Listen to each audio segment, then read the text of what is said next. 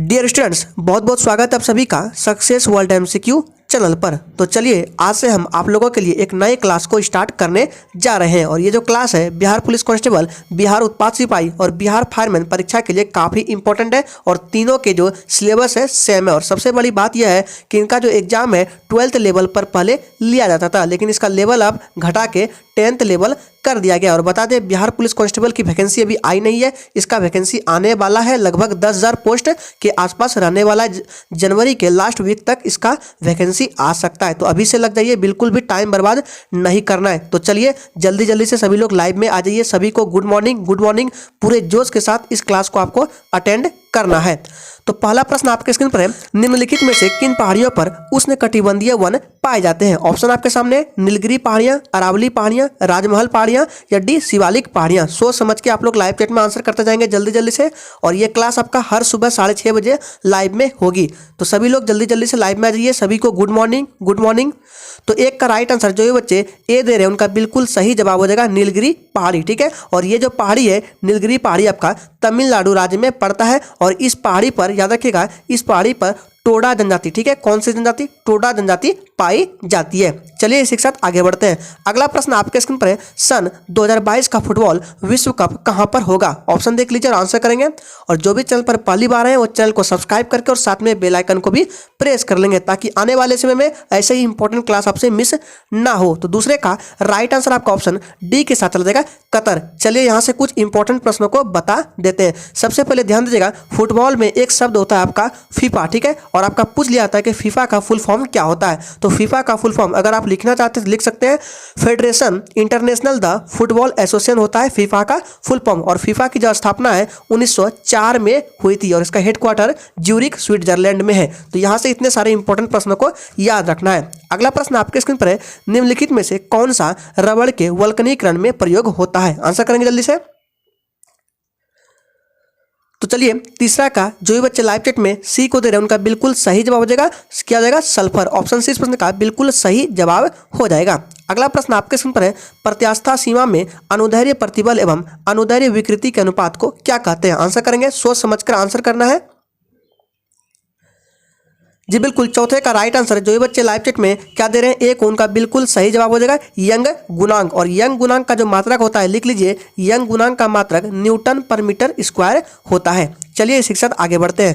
अगला प्रश्न आपके स्क्रीन पर है, चरक संहिता चिकित्सा की किस शाखा से संबंधित है? काफी मोस्ट इंपॉर्टेंट प्रश्न है, आंसर करेंगे जल्दी से। चलिए सभी को गुड मॉर्निंग। तो 5 का राइट आंसर जो ये बच्चे लाइव चैट में बी को दे रहे हैं उनका बिल्कुल सही जवाब हो जाएगा, चरक संहिता चिकित्सा आयुर्वेद से संबंधित है। और यहाँ से काफ़ी इंपॉर्टेंट प्रश्न भी बनते हैं, एग्जाम में पूछे जाते हैं। याद रखिएगा, ये जो चरक है ये कनिष्क के दरबार में रहते थे और कनिष्क जो है कुषाण वंश से संबंधित है। ठीक है, तो दो प्रश्नों को यहाँ से याद रखना है कि चरक कनिष्क के दरबार में रहते थे और जो कनिष्क है ये कुषाण वंश से संबंधित थे। अगला प्रश्न आपके स्क्रीन पर है, शिमला समझौता 1972 पर किनके द्वारा हस्ताक्षर किए गए थे? आंसर करेंगे जल्दी से लाइव चैट में। और अगर आपको ये सेशन अच्छा लगा है तो सभी लोग दिल से एक बार सेशन को लाइक कर देंगे। काफी इंपॉर्टेंट क्लास को कराया जा रहा है जी। बिल्कुल 6 का राइट आंसर आपका ऑप्शन बी के साथ चला जाएगा, इंदिरा गांधी एवं क्या जाएगा, जुल्फिकार अली भुट्टो। ठीक है, 6 का राइट आंसर बी के साथ चला जाएगा। चलिए यहाँ से एक प्रश्न को बता देते हैं, याद रखिएगा, ताशकंद समझौता कभी कभी पूछ लिया जाता है, काफी इंपॉर्टेंट है। बिहार फायरमैन में ये आपका पूछा जाएगा कि ताशकंद समझौता कब हुआ था। तो ध्यान दीजिएगा, ताशकंद समझौता आपका 1966 ईस्वी में हुआ था, इसको ध्यान में रखना है। अगला प्रश्न आपके स्क्रीन पर है, सर्वोच्च न्यायालय के न्यायाधीश के रूप में योग्य होने के लिए एक व्यक्ति के उच्च न्यायालय में कितने वर्ष की न्यूनतम अवधि तक अधिवक्ता के कार्य का अनुभव होना चाहिए? अधिवक्ता मतलब वकील। ठीक है, बोला जा रहा है कि सर्वोच्च न्यायालय के न्यायाधीश होने के लिए किसी व्यक्ति को उच्च न्यायालय में कितने वर्ष के लिए, न्यूनतम वर्ष के लिए वकील होने चाहिए? बताएंगे, इसका आंसर करेंगे जी। बिल्कुल इसका राइट आंसर आपका ऑप्शन चला देगा बी के साथ, 10 वर्ष। ठीक है, कम से कम 10 वर्षों तक वकील होने चाहिए उच्च न्यायालय में, तभी वे व्यक्ति सर्वोच्च न्यायालय के न्यायाधीश के रूप में चुने जा सकते हैं। ऑप्शन बी प्रश्न का बिल्कुल सही जवाब हो जाएगा। अगला प्रश्न आपके स्क्रीन पर है, किसी तत्व का इलेक्ट्रॉनिक विन्यास 285 है, उस तत्व का नाम क्या है? काफी मोस्ट इंपॉर्टेंट प्रश्न है, आंसर करेंगे इसका, सोच समझकर आंसर करना है। और अगर आपको किसी भी प्रश्न में डाउट होता है तो तुरंत आप कमेंट बॉक्स में पूछिए। तो 8 का राइट आंसर है जो ये बच्चे सी को दे रहे हैं उनका बिल्कुल सही जवाब हो जाएगा फॉस्फोरस। ठीक है, कैसे निकालते हैं, देखिए इलेक्ट्रॉनिक विन्यास है 2 8 5, तो क्या करेंगे सबको ऐड कर दीजिए, कितना हो जाएगा 8 2 10 और 5 15। ठीक है, और परमाणु क्रमांक किसका होता है, फास्फोरस का 15 परमाणु क्रमांक होता है। और चलिए यहाँ से बता देते हैं, ये जो मैग्नीशियम है ध्यान दीजिएगा, ये जो मैग्नीशियम है इसका परमाणु क्रमांक होता है 12। ठीक है, और इसका इलेक्ट्रॉनिक विन्यास होता है 2 8 2। ठीक है, और ये जो क्लोरीन है इसका होता है 17, इसका होता है 2 8 7, और सल्फर का होता है 16, तो 2 8 6। चलिए इसी के साथ आगे देखते हैं। अगला प्रश्न स्क्रीन पर है, संयुक्त राष्ट्र की स्थापना किस दिन हुई, आंसर करेंगे जल्दी से, काफी इंपॉर्टेंट प्रश्न है। जी बिल्कुल, 9 का जो बच्चे लाइव चैट में बी को दे रहे हैं उनका बिल्कुल सही जवाब है 24 अक्टूबर 1945 को संयुक्त राष्ट्र की स्थापना हुई थी। ऑप्शन 20 प्रश्न का बिल्कुल करेक्ट आंसर हो जाएगा। अगर इसका हेडक्वार्टर पूछे कि संयुक्त राष्ट्र की हेडक्वार्टर कहाँ है, तो याद रखिएगा ये न्यूयॉर्क में, और इसके महासचिव है एंटोनियो गुटेरेस। ठीक है, और एंटोनियो गुटेरेस जो है ये पुर्तगाल के हैं। ठीक है, तो ध्यान दीजिएगा संयुक्त राष्ट्र के कहाँ है मुख्यालय, तो न्यूयॉर्क में, और महासचिव एंटोनियो गुटेरेस। ठीक है, जो कि पुर्तगाल के हैं। अगला प्रश्न आपके स्क्रीन पर है, मानव त्वचा को रंग देने वाला वर्णक कौन सा है, काफी मोस्ट इंपॉर्टेंट प्रश्न, आंसर करेंगे जल्दी से। तो चलिए जो ये बच्चे लाइव चैट में 10 का ए दे रहे हैं उनका बिल्कुल सही जवाब हो जाएगा मेलानिन। ऑप्शन ए इस प्रश्न का बिल्कुल सही जवाब हो जाएगा। अगला प्रश्न आपके स्क्रीन पर है, कॉफी बोर्ड ऑफ इंडिया का मुख्यालय कहाँ स्थित है, दार्जिलिंग, कोलकाता, तिरुवनंतपुरम या डी बेंगलुरु में। चलिए फटाफट से लाइव चैट में आंसर करेंगे। तो 11 का राइट आंसर जो ये बच्चे लाइव चैट में डी को दे रहे हैं उनका बिल्कुल सही जवाब हो जाएगा बेंगलुरु। ठीक है, याद रखिएगा कॉफी बोर्ड ऑफ इंडिया का मुख्यालय बेंगलुरु है, लेकिन अगर आपसे पूछे कि टी बोर्ड ऑफ इंडिया यानी कि चाय बोर्ड ऑफ इंडिया का मुख्यालय कहाँ है, तो ध्यान दीजिएगा ये आपका कोलकाता में। यहाँ से आपको 2 प्रश्न को बताया गया है, काफी इंपॉर्टेंट है, ध्यान रखिएगा। अगला प्रश्न स्क्रीन पर है, अग्निशमन वस्त्र बनाए जाते हैं, फायरमैन का एग्जाम होने वाला है इसलिए ये इंपॉर्टेंट है, इसको ध्यान दीजिएगा। आंसर करेंगे जल्दी से। जी बिल्कुल, 12 का राइट आंसर अगर आपने बी को दिया तो बिल्कुल सही जवाब हो जाएगा एस्बेस्टॉस। ठीक है, ऑप्शन बी बिल्कुल सही जवाब है। अगला प्रश्न स्क्रीन पर है, पेशावर एवं काबुल किसके माध्यम से एक दूसरे से जुड़े हैं, खैबर दर्रा, बोलन दर्रा, मैकमोहन मार्ग या डी होची मिन्ह मार्ग। आंसर करेंगे।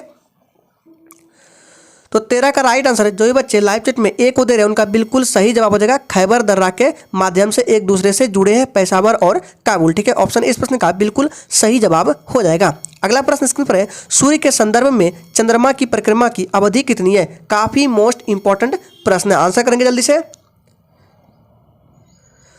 तो चलिए 14 का राइट आंसर जो ये बच्चे ए को दे रहे हैं उनका बिल्कुल सही जवाब हो जाएगा। याद रखिएगा यहाँ पर पूछा जा रहा है सूर्य के संदर्भ में, याद रखिएगा सूर्य के संदर्भ में चंद्रमा की परिक्रमा की अवधि 29 दिन 53 घंटे होते हैं। लेकिन अगर आपसे पूछे कि पृथ्वी के संदर्भ में चंद्रमा की अवधि, तो याद रखिएगा पृथ्वी की अवधि में पूछे तो 27 दिन 8 घंटे होते हैं। ठीक है, 27.8 दिन। ठीक है, याद रखिएगा। चलिए शिक्षक आगे देखते हैं। अगला प्रश्न आपके स्क्रीन पर है, विश्व ओजोन दिवस मनाया जाता है, किस तारीख को मनाया जाता है, आंसर करेंगे। अगर आपने अभी तक सेशन को लाइक नहीं किया है तो सभी लोग सेशन को लाइक कर देंगे, और याद रखिएगा ये क्लास आपका हर सुबह 6:30 बजे लाइव में होगी। तो 15 का राइट आंसर अगर आपने ऑप्शन नंबर सी को दिया है तो बिल्कुल सही जवाब है 16 सितंबर को। ठीक है, और याद रखिएगा ओजोन परत को जब मापने की इकाई है डॉप्सन है। अगला प्रश्न स्क्रीन पर है, संतोष ट्रॉफी किस खेल से संबंधित है, ये काफी इंपॉर्टेंट प्रश्न है, इसका आंसर करेंगे। तो चलिए 16 का राइट आंसर अगर आपने ऑप्शन नंबर सी को दिया है तो बिल्कुल सही जवाब हो जाएगा फुटबॉल। ठीक है, संतोष ट्रॉफी किस खेल से संबंधित है, तो फुटबॉल से संबंधित है। अगला प्रश्न है, अमेरिका के न्यू हैम्पशायर में ब्रेटन वुड्स सम्मेलन के दौरान किस अंतर्राष्ट्रीय संस्था की स्थापना हुई थी, आंसर करेंगे जल्दी से। जी बिल्कुल, इसका राइट आंसर अगर आपने ऑप्शन नंबर डी को दिया है तो बिल्कुल सही जवाब है ए एंड सी। ठीक है, अंतर्राष्ट्रीय पुनर्निर्माण और विकास बैंक IBRD और अंतर्राष्ट्रीय मुद्रा कोष IMF। ठीक है, ये जो स्थापना अंतर्राष्ट्रीय संस्था की स्थापना हुई है डी। ठीक है, अंतर्राष्ट्रीय पुनर्निर्माण विकास बैंक और अंतर्राष्ट्रीय मुद्रा कोष की स्थापना हुई है कहाँ पर, अमेरिका के न्यू हैम्पशायर में ब्रेटन वुड्स सम्मेलन के दौरान। ठीक है, याद रखिएगा ऑप्शन डी बिल्कुल सही जवाब हो जाएगा। अगला प्रश्न आपके स्क्रीन पर है, 1916 में मद्रास में स्वशासन आंदोलन के प्रवर्तक कौन थे, आंसर करेंगे जल्दी से। तो 18 का राइट आंसर ऑप्शन सी के साथ लग जाएगा एनी बेसेंट। ठीक है, 1916 में पूछा जा रहा है और मद्रास में। ठीक है, अगर आपसे पूछे कि पुणे में तो मद्रास में याद रखिएगा एनी बेसेंट थे, और पुणे में कौन थे तो बाल गंगाधर तिलक। ठीक है, पुणे में स्वशासन आंदोलन के प्रवर्तक बाल गंगाधर तिलक और मद्रास में स्वशासन आंदोलन के प्रवर्तक एनी बेसेंट थे। ऑप्शन सी सही जवाब हो जाएगा। अगला प्रश्न है, संविधान के किस अनुच्छेद में अल्पसंख्यकों के हितों के संरक्षण की व्यवस्था है। चलिए, तो इसका जो राइट आंसर है आपका ऑप्शन बी के साथ चला जाएगा, अनुच्छेद 29 में। ठीक है, याद रखिएगा, अनुच्छेद 29 बिल्कुल सही जवाब हो जाएगा। और ये अनुच्छेद 32 है, इसको भारत की संविधान की आत्मा कहा जाता है। अगला प्रश्न स्क्रीन पर, पहला सार्क सम्मेलन कहाँ हुआ था? काफी जबरदस्त प्रश्न है, आंसर करेंगे। तो चलिए 20 का राइट आंसर अगर आपने सी को दिया है तो बिल्कुल सही जवाब होगा, ढाका बांग्लादेश में हुआ था पहला सार्क सम्मेलन। ठीक है, और इसमें सदस्य देशों की संख्या कितनी है? तो 8 सदस्य देशों की संख्या है। सार्क की स्थापना बताते हैं, तो याद रखिएगा सार्क की स्थापना 1985 में हुई थी और इसका हेडक्वार्टर काठमांडू नेपाल में। ठीक है, सार्क का फुल फॉर्म भी बताते हैं, तो साउथ एशियन क्या होता है? South Asian association for regional cooperation. ठीक है, और सदस्य देशों की संख्या कितनी है? तो ध्यान दीजिएगा, सार्क में सदस्य देशों की संख्या 8 है। कौन कौन बताते हैं? भारत, पाकिस्तान, बांग्लादेश, श्रीलंका, नेपाल, भूटान, मालदीव और अफगानिस्तान है। ठीक है, ध्यान दीजिएगा। अगला प्रश्न स्क्रीन पर, वित्त आयोग है क्या है? बताएंगे। निजी संस्था है, संवैधानिक संस्था है, संसद के अधिनियम द्वारा प्रतिवर्ष गठित की जाने वाली संस्था है, या इनमें से कोई नहीं? तो इसका जो राइट आंसर है आपका ऑप्शन बी के साथ चलेगा, वित्त आयोग एक संवैधानिक संस्था है। ऑप्शन बी बिल्कुल सही जवाब हो जाएगा। और वित्त आयोग का जिक्र अनुच्छेद नंबर 280 में दिया गया है। ठीक है, और वर्तमान में वित्त आयोग के अध्यक्ष कौन है? एनके सिंह है। और पहला वित्त आयोग अध्यक्ष कौन थे? तो केसी नियोगी। ठीक है, पूछ लिया था एग्जाम में, इसको ध्यान में दीजिएगा। कौन थे पहला वित्त आयोग अध्यक्ष? केसी नियोगी। और वर्तमान में वित्त आयोग के अध्यक्ष है एनके सिंह। अगला प्रश्न स्क्रीन पर है, ग्रैमी अवार्ड निम्नलिखित में से किस क्षेत्र में योगदान के लिए प्रदान किया जाता है? आंसर करेंगे। काफी जबरदस्त प्रश्न है, और अगर आपने अभी तक चैनल को सब्सक्राइब नहीं किया है तो चैनल को भी सब्सक्राइब कर लेंगे। तो 22 का राइट आंसर ऑप्शन चला जाएगा सी के साथ। ठीक है, संगीतज्ञ के क्षेत्र में दिया जाता है, संगीत के क्षेत्र में। ठीक है, ग्रैमी अवार्ड संगीत के क्षेत्र में दिया जाता है। तो 22 का राइट आंसर ऑप्शन सी के साथ चला जाएगा। अगला प्रश्न है, निम्नलिखित में से कौन सा प्रक्षेपण यान मिशन चंद्रयान 2 मिशन में उपयोग किया गया था? बताएंगे इसका राइट आंसर क्या होगा। तो 23 का राइट आंसर ऑप्शन ए के साथ चला जाएगा, GSLV MK3। ठीक है, इससे छोड़ा गया था चंद्रयान 2 को। ठीक है, याद रखिएगा। और कब छोड़ा गया था? तो यार डेट देते हैं, चंद्रयान 2 को 22 जुलाई लिख रहे हैं, 22 जुलाई 2019 को लॉन्च किया गया था GSLV MK3 से। ठीक है, कहाँ से? श्रीहरिकोटा, जो कि आंध्र प्रदेश में पड़ता है। अगला प्रश्न स्क्रीन पर, निम्नलिखित में से किस देश ने दुनिया का प्रथम तैरता हुआ परमाणु संयंत्र बनाया गया? आंसर करेंगे जल्दी से। तो चलिए 24 का राइट आंसर है, जो भी बच्चे लाइव चैट में ऑप्शन नंबर डी को दे रहे हैं उनका बिल्कुल सही जवाब हो जाएगा, रूस। अगला प्रश्न स्क्रीन पर है, निम्नलिखित भारतीय राज्यों में से किस में से कर्क रेखा नहीं गुजरती है? सोच समझकर आंसर करना है। और सबसे पहले बता दें कि कर्क रेखा जो है भारत के कितने राज्यों से होकर गुजरती है? 8 राज्यों से होकर। आंसर करेंगे। तो इसका जो राइट आंसर है आपका ऑप्शन किसके साथ चलेगा? डी के साथ चलेगा, उत्तर प्रदेश से नहीं गुजरती है। तो किस किस राज्य से गुजरती है बता देते हैं। आपका इधर से शुरू करते हैं, तो आपका पहले राजस्थान है, फिर उसके बाद गुजरात है, मध्य प्रदेश है, छत्तीसगढ़ है, झारखंड है, पश्चिम बंगाल है, त्रिपुरा है, फिर उसके बाद सबसे लास्ट में इधर है आपका कौन सा? मिजोरम हो जाएगा। ठीक है, जिसमें उत्तर प्रदेश आपका नहीं आता है। अगला प्रश्न आपके स्क्रीन पर है, आर्मेनिया की मुद्रा को क्या कहा जाता है? बताएंगे इसका राइट आंसर क्या होगा।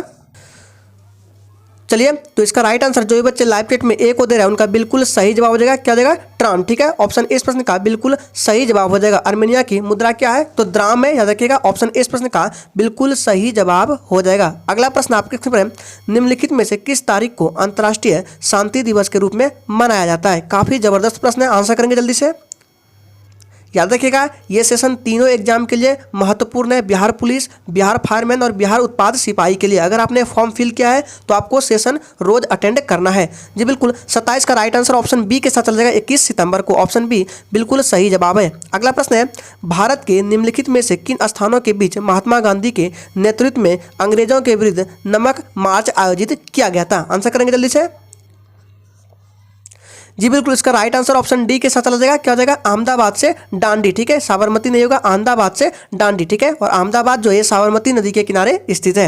अगला प्रश्न स्क्रीन पर है, भारत की निम्नलिखित नदियों में से किसका नाम शब्द लवनावरी से लिया गया है, जिसका अर्थ है नमकीन नदी? काफी इंपॉर्टेंट प्रश्न है, आंसर करेंगे जल्दी से। चंबल, बनासा, माही या डी लूनी? जी बिल्कुल, इसका राइट आंसर आपका 29 का डी हो जाएगा, लूनी। ठीक है, ऑप्शन डी इस प्रश्न का बिल्कुल सही जवाब हो जाएगा। इसको नमकीन नदी के नाम से भी जाना जाता है, तो याद रखिएगा लूनी। ऑप्शन डी बिल्कुल करेक्ट आंसर हो जाएगा। अगला प्रश्न है, निम्नलिखित में से कौन सा पर्वत दर्रा भारत के उत्तराखंड राज्य में स्थित है? आंसर करेंगे जल्दी से। अगर आपने अभी तक सेशन को लाइक नहीं किया है तो सभी लोग दिल से एक बार सेशन को लाइक कर देंगे। काफ़ी इंपॉर्टेंट प्रश्नों को कराया जा रहा है, तो आपको हर रोज सेशन को अटेंड करना है।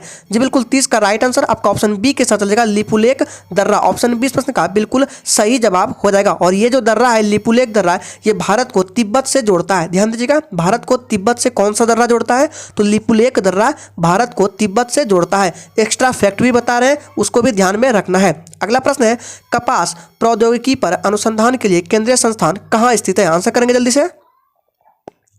और सेशन के लास्ट में अपना अपना स्कोर जरूर देंगे कि आपने कितने क्वेश्चंस का सही जवाब किए हैं। तो 31 का राइट आंसर ऑप्शन ए के साथ चला जाएगा, ये मुंबई में स्थित है। ठीक है, और सबसे ज़्यादा पूछा जाएगा कपास, याद रखिएगा, सबसे ज़्यादा जो कपास है ये आपका गुजरात में होता है। ठीक है, सबसे ज़्यादा कपास का उत्पादन। अगला प्रश्न स्क्रीन पर है, अंगूर की खेती को आमतौर पर क्या कहा जाता है? सेरीकल्चर, एपीकल्चर, पीसीकल्चर या विटीकल्चर?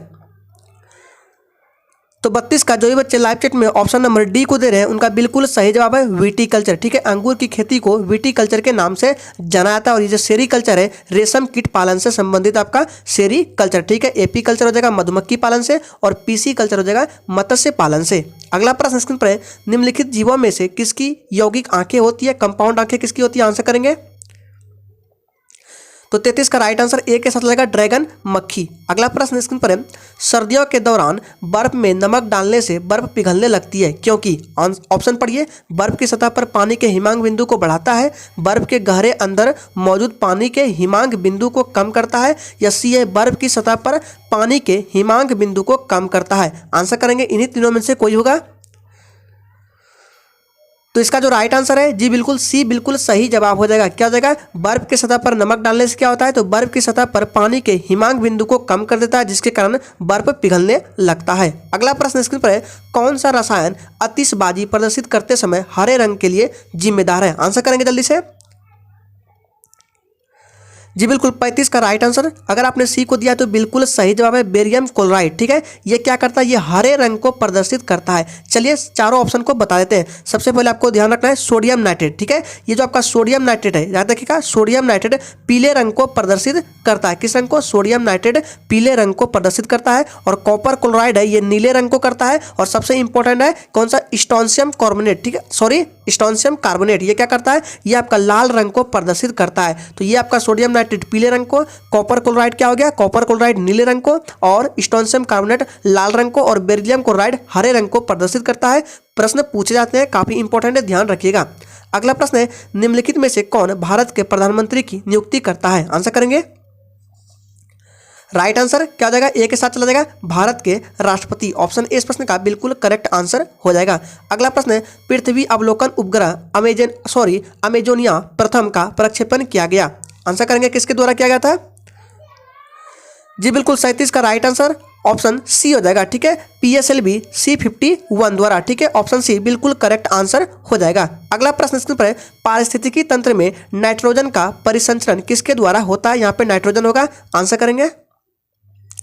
तो 38 का राइट आंसर जो भी बच्चे ऑप्शन नंबर बी को दे रहे हैं उनका बिल्कुल सही जवाब है जीवाणु। ठीक है, ऑप्शन बी बिल्कुल करेक्ट आंसर हो जाएगा। अगर आपको किसी भी प्रश्न में डाउट होता है तो आप कमेंट बॉक्स में पूछ सकते हैं। अगला प्रश्न है, कांग्रेस का 1906 ईस्वी का अधिवेशन जिसमें स्वराज को लक्ष्य घोषित किया गया था, कहां पर हुआ था? जबरदस्त प्रश्न है, आंसर करेंगे। तो 39 का राइट आंसर जो भी बच्चे ऑप्शन बी को दे रहे हैं उनका बिल्कुल सही जवाब देगा कलकत्ता। ठीक है, और इसकी अध्यक्षता जो है दादा भाई नौरोजी ने की थी। ठीक है, याद रखिएगा, ऑप्शन बी बिल्कुल सही जवाब है, अध्यक्षता दादा भाई नौरोजी। अगला प्रश्न है, ... को लड़ा गया प्लासी के युद्ध भारत के इतिहास में एक महत्वपूर्ण घटना थी। मतलब ये युद्ध कब हुआ था, प्लासी का युद्ध? चलिए आप लोग आंसर करेंगे। सबसे पहले बताते हैं कि प्लासी के युद्ध में कौन कौन एक दूसरे के विरुद्ध थे। तो बताते हैं, प्लासी का युद्ध हुआ था रॉबर्ट क्लाइव और सिराजुद्दौला के बीच। ठीक है, प्लासी का युद्ध रॉबर्ट क्लाइव और सिराजुद्दौला के बीच हुआ था। और ये कब हुआ था? तो याद रखिएगा 23 जून 1757 को हुआ था। ऑप्शन सी बिल्कुल करेक्ट आंसर हो जाएगा। अगला प्रश्न है, राष्ट्रीय मानवाधिकार आयोग में कितने सदस्य होते हैं? आंसर करेंगे। सभी के सभी प्रश्न काफी महत्वपूर्ण है, इसलिए सेशन में लास्ट तक बने रहिएगा। तो 41 का राइट आंसर डी के साथ हो जाएगा 9। अगला प्रश्न है, भारत की संविधान की संघ शक्ति समिति के अध्यक्ष कौन थे? आंसर करेंगे जल्दी से। तो 42 का राइट आंसर जो भी बच्चे ए को दे रहे हैं उनका बिल्कुल सही जवाब हो जाएगा डॉक्टर राजेंद्र प्रसाद। और याद रखिएगा डॉक्टर राजेंद्र प्रसाद झंडा समिति के भी अध्यक्ष थे। अगला प्रश्न है, निम्नलिखित में से कौन सा बाल गंगाधर तिलक द्वारा किया गया साहित्यिक कार्य है? आंसर करेंगे जल्दी से। राइट आंसर बी हो जाएगा द ओरायन। ठीक है, ऑप्शन बी बिल्कुल सही जवाब है। काफी महत्वपूर्ण प्रश्न है, आपके एग्जाम में पूछ सकते हैं, इस पर डबल स्टार लगा रहे हैं, इसको ध्यान रखिएगा। क्या हो जाएगा? The Orion. अगला प्रश्न है, भारत के निम्न में से किस पूर्व प्रधानमंत्री द्वारा डिस्कवरी ऑफ इंडिया पुस्तक लिखी गई है? आंसर करेंगे और सभी लोग एक बार सेशन को अपने सभी दोस्तों के साथ शेयर भी कर देंगे।